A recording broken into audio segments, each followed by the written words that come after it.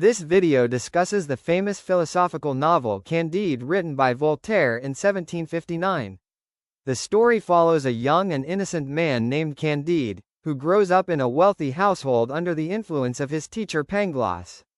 Pangloss teaches him that everything in the world happens for the best and that we live in the best of all possible worlds.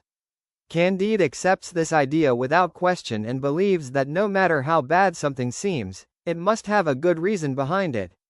However, once Candide leaves his comfortable home, reality begins to challenge this belief. He experiences war, violence, poverty, natural disasters, and betrayal.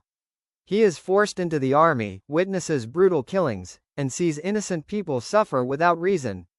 Through these events, Candide slowly realizes that the world is not as perfect as he was taught. Despite this, Pangloss continues to defend his philosophy, even when faced with extreme suffering. As the journey continues, Candide travels across different countries and meets people from various backgrounds. He experiences an earthquake, religious intolerance, corruption, and slavery. Each event exposes the hypocrisy and cruelty present in society. Voltaire uses these exaggerated and sometimes humorous situations to criticize blind optimism, organized religion, war, and the misuse of power. The suffering shown in the story is not meant to depress the reader but to make them question unrealistic beliefs about life.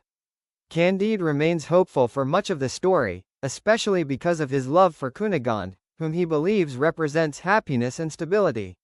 However, even this relationship is filled with disappointment and hardship. Cunegonde herself suffers greatly, and when Candide finally reunites with her, life does not magically improve.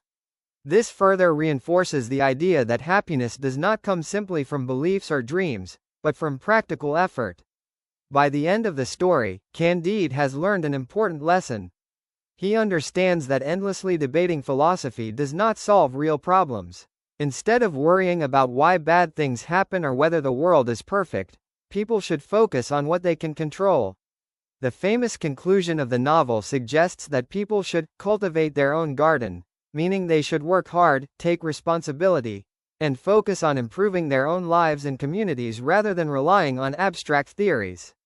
Overall, the video explains that Candide is not just a story, but a powerful critique of unrealistic optimism. Voltaire shows that life includes suffering, and pretending otherwise only leads to ignorance. True wisdom comes from accepting reality, working honestly, and finding meaning through action rather than blind belief. The message remains relevant even today, reminding us to think critically and stay grounded in real life.